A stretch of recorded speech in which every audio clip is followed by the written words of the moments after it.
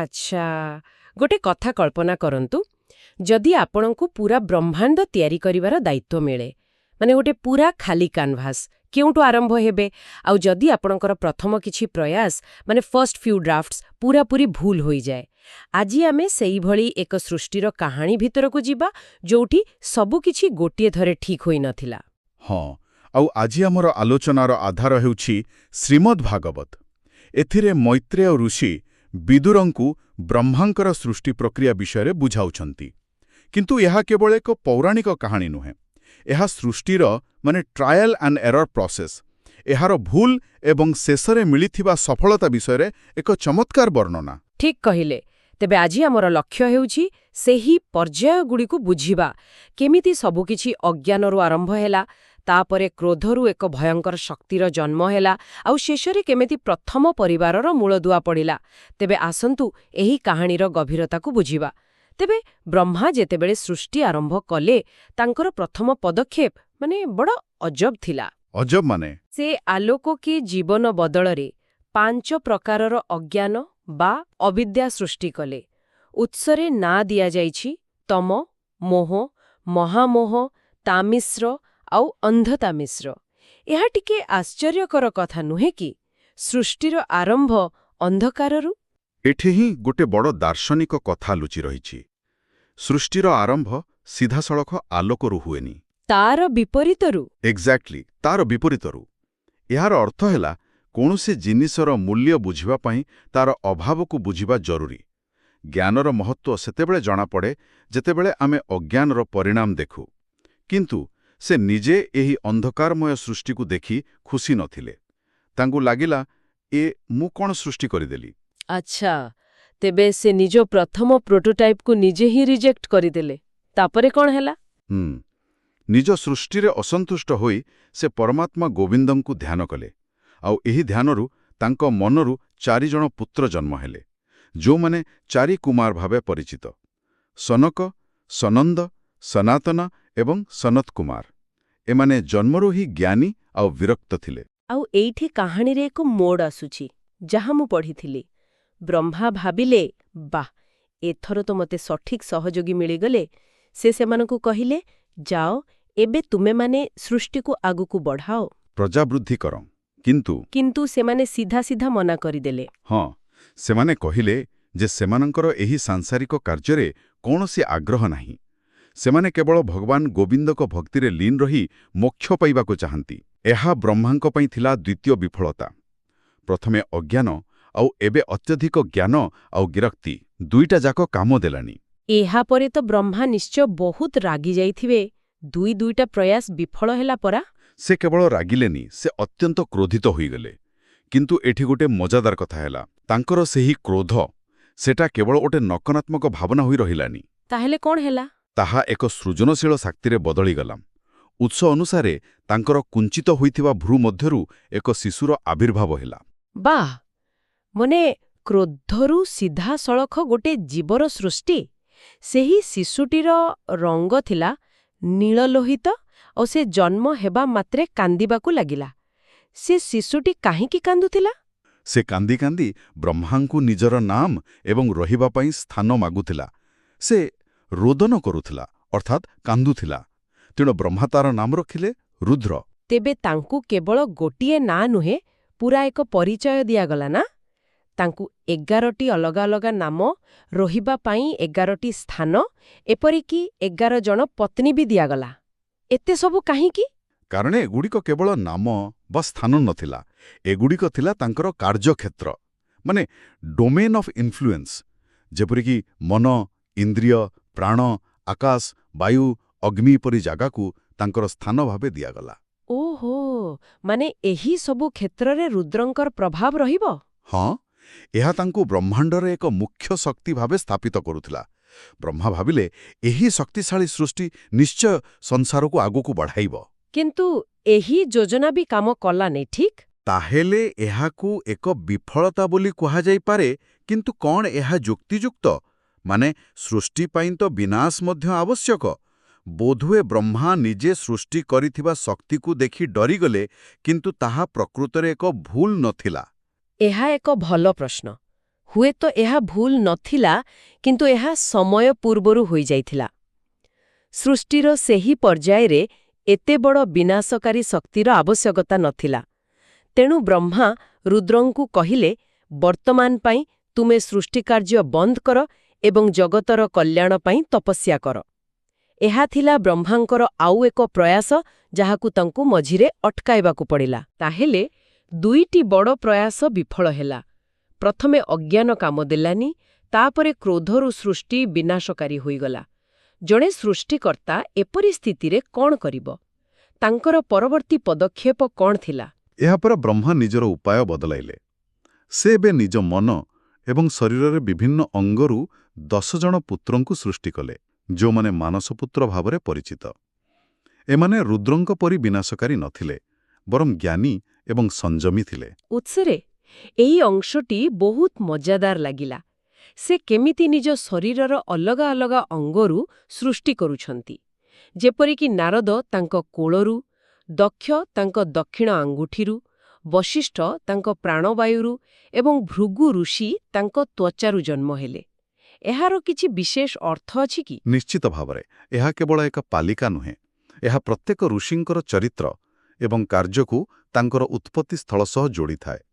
ଯେପରିକି ନାରଦ କୋଳରୁ ଜନ୍ମ, ଯାହା ସ୍ନେହ ଆଉ ସହଜ ଗତିଶୀଳତାକୁ ସୂଚାଏ। ବଶିଷ୍ଠ ପ୍ରାଣରୁ ଜନ୍ମ, ଯାହା ଆଧ୍ୟାତ୍ମିକ ଶକ୍ତିକୁ ଦର୍ଶାଏ। ଏହା ଏକ ପ୍ରକାରର ପ୍ରତୀକାତ୍ମକ ସୃଷ୍ଟି। କେବଳ ଜୀବନ୍ତ ପ୍ରାଣୀ ନୁହେଁ, ବରଂ ବିଭିନ୍ନ ଧାରଣା ବା କନସେପ୍ଟସ୍ ମଧ୍ୟ ତାଙ୍କ ଶରୀରରୁ ସୃଷ୍ଟି ହେଲା ବୋଲି ଉଲ୍ଲେଖ ଅଛି। ଏହା କେମିତି? ହଁ, ଏହା ଆହୁରି ଗଭୀର କଥା। ଯେପରିକି ତାଙ୍କ ଦକ୍ଷିଣ ସ୍ତନର ଧର୍ମ ଏବଂ ପିଠିପଟୁ ଅଧର୍ମ ଜନ୍ମ ନେଲା। ପିଠିପଟୁ ଅଧର୍ମ? ବା ହଁ, କାରଣ ଆମେ ସାଧାରଣତଃ ଖରାପ କାମକୁ ପଛରେ ବା ଲୁଚାଇ କରିଥାଉ। ସେହିପରି ତାଙ୍କ ହୃଦୟରୁ କାମ, ଭ୍ରୁ ମଧ୍ୟରୁ କ୍ରୋଧ ଏବଂ ଓଠରୁ ଲୋଭର ସୃଷ୍ଟି ହେଲା।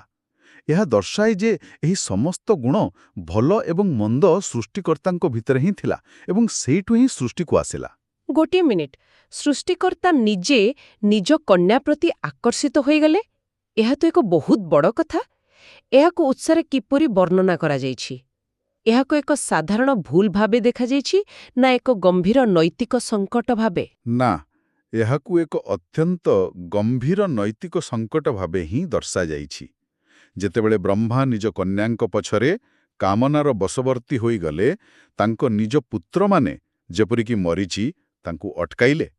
ସେମାନେ ନମ୍ରତାର ସହ କିନ୍ତୁ ଦୃଢ଼ ଭାବେ କହିଲେ, ହେ ପିତା, ଆପଣ ସବୁଠାରୁ ଶକ୍ତିଶାଳୀ, କିନ୍ତୁ ଆପଣଙ୍କର ଏହି କାର୍ଯ୍ୟ ଆଦୌ ଉଚିତ ନୁହେଁ। ସେମାନେ ମନେ ପକାଇଦେଲେ ଯେ ପୂର୍ବରୁ କୌଣସି ବ୍ରହ୍ମା ଏପରି କରିନାହାନ୍ତି। ମାନେ ସୃଷ୍ଟି ନିଜ ସୃଷ୍ଟିକର୍ତ୍ତାଙ୍କୁ ଧର୍ମର ପାଠ ପଢ଼ାଉଛି। ଏହା ତ ଅବିଶ୍ୱାସନୀୟ। ଏହା ହିଁ ଏହି କାହାଣୀର ସବୁଠୁ ଗୁରୁତ୍ୱପୂର୍ଣ୍ଣ ମୁହୂର୍ତ୍ତ। ଏହା ଦର୍ଶାଏ ଯେ ଧର୍ମର ନିୟମ ସୃଷ୍ଟିକର୍ତ୍ତାଙ୍କଠାରୁ ମଧ୍ୟ ବଡ଼। ସେ ମଧ୍ୟ ଏହି ନିୟମରୁ ଊର୍ଦ୍ଧ୍ୱରେ ନୁହନ୍ତି। ପୁତ୍ରମାନଙ୍କର କଥା ଶୁଣି ବ୍ରହ୍ମା ଅତ୍ୟନ୍ତ ଲଜ୍ଜିତ ହେଲେ ଏବଂ ତତ୍କ୍ଷଣାତ୍ ସେହି କାମନାଯୁକ୍ତ ଶରୀରକୁ ତ୍ୟାଗ କରିଦେଲେ। ଆଉ ସେହି ତ୍ୟାଗ କରାଯାଇଥିବା ଶରୀରଟି ଘନ କୁହୁଡ଼ିରେ ପରିଣତ ହେଲା, ଯାହାକୁ କୁଜ୍ଝଟିକା କୁହାଯାଏ। ହଁ, ତାଙ୍କ ମନର ଭୁଲ ବାହାରେ କୁହୁଡ଼ି ରୂପରେ ଦେଖାଗଲା। ହ୍ୱାଟ୍ ଅ ପାୱାରଫୁଲ୍ ଭିଜୁଆଲ୍! ତେବେ ଏହି ବଡ଼ ନୈତିକ ସଙ୍କଟ ପରେ ବ୍ରହ୍ମାଙ୍କର ରଣନୀତିରେ କ'ଣ ପରିବର୍ତ୍ତନ ଆସିଲା? ସେ ବୁଝିଗଲେ ଯେ କେବଳ ମନରୁ ବା ଶକ୍ତିରୁ ସୃଷ୍ଟି କଲେ ତାହା ଅସ୍ଥିର ଏବଂ ବିପଦପୂର୍ଣ୍ଣ ହୋଇପାରେ। ତାଙ୍କୁ ଏକ ସ୍ଥିର, ଶୃଙ୍ଖଳିତ ଏବଂ ନୈତିକ ଭିତ୍ତିଭୂମି ଦରକାର। ତେଣୁ ସେ ବେଦରୁ ଜ୍ଞାନକୁ ଆଧାର କରି ସୃଷ୍ଟି କରିବାକୁ ସ୍ଥିର କଲେ। ଏହା ତାଙ୍କର ସୃଷ୍ଟି ପ୍ରକ୍ରିୟାର ଏକ ମେଜର ପିଭେଟ୍ ଥିଲା। ଆଉ ଏହାପରେ ତାଙ୍କ ଚାରି ମୁହଁରୁ ଚାରି ବେଦର ସୃଷ୍ଟି ହେଲା: ଋକ୍, ଯଜୁ, ସାମ ଏବଂ ଅଥର୍ବ। କେବଳ ବେଦ ନୁହେଁ, ବେଦ ସହ ଜଡ଼ିତ ସମସ୍ତ ଜ୍ଞାନ, ଯେପରିକି ଯଜ୍ଞ, ସ୍ତୋତ୍ର, ଛନ୍ଦ, ବ୍ୟାକରଣ, ଆୟୁର୍ବେଦ, ଧନୁର୍ବେଦ, ସବୁକିଛି ତାଙ୍କ ଶରୀର ଏବଂ ମୁଖର ସୃଷ୍ଟି ହେଲା। ଏହାର ଅର୍ଥ ହେଉଛି ସୃଷ୍ଟିକୁ ଏବେ କେବଳ ଶକ୍ତି କିମ୍ବା ଭାବନା ଉପରେ ନୁହେଁ, ବରଂ ପବିତ୍ର ଜ୍ଞାନ ଏବଂ ଏକ ନିର୍ଦ୍ଦିଷ୍ଟ ନିୟମର ଫ୍ରେମୱାର୍କ ଉପରେ ପୁନର୍ନିର୍ମାଣ କରାଗଲା। ଏହା ଥିଲା କେଓସ୍ରୁ ଅର୍ଡର ଆଡ଼କୁ ଏକ ଯାତ୍ରା। ଏହା ତ ବଡ଼ ଆଶ୍ଚର୍ଯ୍ୟର କଥା। ବେଦ ସୃଷ୍ଟି ହେଲା, ବଡ଼ ବଡ଼ ଋଷି ସୃଷ୍ଟି ହେଲେ, କିନ୍ତୁ ସଂସାର ଆଗକୁ ବଢ଼ିଲାନି। ସମସ୍ୟା କେଉଁଠି ରହିଗଲା? ଏତେ ସବୁ ପରେ ବି କାହିଁକି ସୃଷ୍ଟି କାର୍ଯ୍ୟ ଅଟକି ଯାଇଥିଲା? କାରଣ ସେ ଯେଉଁ ତେଜସ୍ୱୀ ଋଷିମାନଙ୍କୁ ସୃଷ୍ଟି କରିଥିଲେ, ସେମାନେ ସମସ୍ତେ 4 କୁମାରଙ୍କ ପରି ବିରକ୍ତ ଥିଲେ। ସେମାନେ ସୃଷ୍ଟି କାର୍ଯ୍ୟରେ ଭାଗ ନ ନେଇ ତପସ୍ୟା କରିବାକୁ ଚାଲିଗଲେ।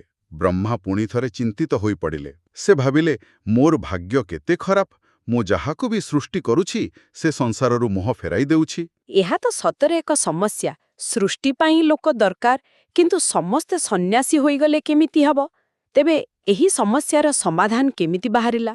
ଏହାପରେ ଯାହା ହେଲା ତାହା ଥିଲା ସୃଷ୍ଟିର ସବୁଠାରୁ ସଫଳ ମଡେଲ। ବ୍ରହ୍ମା ଯେତେବେଳେ ଏହିପରି ଗଭୀର ଚିନ୍ତାରେ ବୁଡ଼ି ରହିଥିଲେ, ତାଙ୍କ ଶରୀର କୌଣସି ବାହ୍ୟ ପ୍ରୟାସ ବିନା ନିଜେ ନିଜେ 2 ଭାଗରେ ବିଭକ୍ତ ହୋଇଗଲା। 2 ଭାଗରେ? ଏହାର ଅର୍ଥ କ'ଣ? ଗୋଟିଏ ଭାଗ ପୁରୁଷ ରୂପ ନେଲା ଏବଂ ଅନ୍ୟ ଭାଗଟି ନାରୀ ରୂପ ନେଲା। ସେମାନେ ଥିଲେ ସ୍ୱୟଂଭୂ ମନୁ ଏବଂ ଶତ୍ରୁପା, ବ୍ରହ୍ମାଣ୍ଡର ପ୍ରଥମ ଦମ୍ପତି। ଏହା ଥିଲା ସେହି ମଡେଲ ଯାହା ସୃଷ୍ଟିକୁ ଆଗକୁ ନେଇପାରିବ। ପୁରୁଷ ଏବଂ ନାରୀଙ୍କର ସହଭାଗିତା, ପାରିବାରିକ ଜୀବନ। ଆଚ୍ଛା, ତବେ ଅବଶ୍ୟ ସେ ସଷ୍ଟେନେବଲ୍ ମଡେଲ ମିଳିଲା। ଏହା ପୂର୍ବରୁ ସବୁ ପ୍ରୟାସ ଏକାକୀ ଥିଲା। କେବଳ ଅଜ୍ଞାନ, କେବଳ ଜ୍ଞାନୀ ଋଷି, କେବଳ କ୍ରୋଧୀ ରୁଦ୍ର। କିନ୍ତୁ ଏଥର ଏକ ଯୋଡ଼ି ସୃଷ୍ଟି ହେଲା। ଏକଦମ ଠିକ୍। ଆଉ ସେହି ଯୋଡ଼ିରୁ ହିଁ ସୃଷ୍ଟି ଆଗକୁ ବଢ଼ିଲା। ମନୁ ଏବଂ ଶତ୍ରୁପାଙ୍କର 2 ପୁତ୍ର, ଉତ୍ତନପାଦ ଓ ପ୍ରିୟବ୍ରତ, ଏବଂ 3 କନ୍ୟା ଆକୃତି, ଦେବହୂତି ଓ ପ୍ରସୂତି ଜନ୍ମ ହେଲେ। ମନୁ ନିଜ କନ୍ୟାମାନଙ୍କର ବିବାହ ପୂର୍ବରୁ ସୃଷ୍ଟି ହୋଇଥିବା ମହାନ ଋଷିମାନଙ୍କ ସହ କରାଇଲେ, ଯେପରିକି ଦେବହୂତିଙ୍କର ବିବାହ କର୍ଦ୍ଦମ ଋଷିଙ୍କ ସହ, ପ୍ରସୂତିଙ୍କର ବିବାହ ଦକ୍ଷ ପ୍ରଜାପତିଙ୍କ ସହ। ଆଉ ଏହି ପରିବାରଗୁଡ଼ିକରୁ ହିଁ ପରବର୍ତ୍ତୀ ସମୟରେ ସମଗ୍ର ସଂସାରର ଜନସଂଖ୍ୟା ବୃଦ୍ଧି ପାଇଲା। ତବେ ଯଦି ଆମେ ପୁରା ଯାତ୍ରାକୁ ଦେଖିବା, ଏହା ବହୁତ ରୋଚକ। ସୃଷ୍ଟିର ଆରମ୍ଭ ହେଲା ଅଜ୍ଞାନରୁ, ଯାହା ବିଫଳ ହେଲା। ତାପରେ ଆସିଲେ ଜ୍ଞାନୀ ଋଷି, ଯେଉଁମାନେ ସହଯୋଗ କଲେ ନାହିଁ। ତାପରେ ଆସିଲା କ୍ରୋଧରୁ ଜନ୍ମିତ ଶକ୍ତି, ଯାହା ଅତ୍ୟଧିକ ବିନାଶକାରୀ ଥିଲା। ଏହାପରେ ଏକ ନୈତିକ ସଙ୍କଟ ଆସିଲା। ଆଉ ଏତେ ସବୁ ଭୁଲ କରି କରି ଶିଖିବା ପରେ ଶେଷରେ ଜ୍ଞାନ, ବେଦ ଏବଂ ପରିବାର ମନୁ ଶତରୂପା ଉପରେ ଆଧାରିତ ଏକ ସ୍ଥିର ବ୍ୟବସ୍ଥା ସ୍ଥାପନ ହେଲା। ଏହି କାହାଣୀର ସାରାଂଶ, ସୃଷ୍ଟି କୌଣସି ଯାଦୁକରୀ ଗୋଟିଏ ଥରରେ ହୋଇଯାଇଥିବା ସିଦ୍ଧ କାର୍ଯ୍ୟ ନଥିଲା। ଏହା ଏକ ପ୍ରକ୍ରିୟା ଥିଲା, ପରୀକ୍ଷା, ତ୍ରୁଟି ଏବଂ ସଂଶୋଧନର ପ୍ରକ୍ରିୟା। ବ୍ରହ୍ମାଙ୍କର ନିଜ ଭୁଲରୁ ଶିଖିବା ଏବଂ ନିଜକୁ ସୁଧାରିବା ହିଁ ଏହି ପ୍ରକ୍ରିୟାର ସବୁଠାରୁ ଗୁରୁତ୍ୱପୂର୍ଣ୍ଣ ଦିଗ। ଆଉ ଏହା ମଧ୍ୟ ଦର୍ଶାଏ ଯେ ସୃଷ୍ଟିର ମୂଳ ଦ୍ୱାରରେ ସବୁକିଛି ଅଛି। ଅଜ୍ଞାନ, କ୍ରୋଧ, କାମନା। କିନ୍ତୁ ତାକୁ ସନ୍ତୁଳିତ କରିବା ପାଇଁ ଜ୍ଞାନ, ଧର୍ମ ଏବଂ ପରିବାରର ବ୍ୟବସ୍ଥା ମଧ୍ୟ ଅଛି। ଏହି ଦୁଇଟିର ସଂଘର୍ଷ ଏବଂ ସନ୍ତୁଳନ ହିଁ ସୃଷ୍ଟି। ଏହି କାହାଣୀରୁ ଆଉ ଗୋଟିଏ କଥା ଶିଖିବାକୁ ମିଳେ, ଯାହା ମୋତେ ସବୁବେଳେ ଭାବିବାକୁ ବାଧ୍ୟ କରେ। ସୃଷ୍ଟିକର୍ତ୍ତା ନିଜେ ବି ଧର୍ମର ନିୟମ ଉପରେ ନୁହନ୍ତି। ଯେତେବେଳେ ସେ ଭୁଲ କଲେ, ତାଙ୍କୁ ତାଙ୍କ ନିଜ ସୃଷ୍ଟି ହିଁ ବାଟ ଦେଖାଇଲା। ଏହା ଆକାଉଣ୍ଟେବିଲିଟିର ଏକ ବଡ଼ ଉଦାହରଣ। ଶୁଣିଲେ ଯେ ଯେତେବେଳେ ବ୍ରହ୍ମାଙ୍କ ମନରେ ଏକ ଅନୁଚିତ ଇଚ୍ଛା ଜାଗ୍ରତ ହେଲା, ସେ ସେହି ଶରୀରକୁ ତ୍ୟାଗ କଲେ, ଆଉ ତାହା ବାହ୍ୟ ଜଗତରେ କୁହୁଳି ଓ ଅନ୍ଧକାରରେ ପରିଣତ ହେଲା। ଏହା ଆମ ପାଇଁ ଏକ ଚିନ୍ତନୀୟ ପ୍ରଶ୍ନ ଛାଡ଼ି ଯାଉଛି। ଯଦି ସୃଷ୍ଟିକର୍ତ୍ତାଙ୍କର ଗୋଟିଏ ମାନସିକ ତ୍ରୁଟି ବ୍ରହ୍ମାଣ୍ଡରେ ଏକ ଭୌତିକ ରୂପ ନେଇପାରେ, ତେବେ ଆମ ମଣିଷମାନଙ୍କର ସାମୂହିକ କାର୍ଯ୍ୟ, ଆମର ସାମୂହିକ ନୈତିକତା ଏବଂ ଆମେ ଆଜି ଯେଉଁ ଦୁନିଆରେ ରହୁଛେ ତାର ଅବସ୍ଥା ମଧ୍ୟରେ କି ପ୍ରକାରର ସମ୍ପର୍କ ଥାଇପାରେ?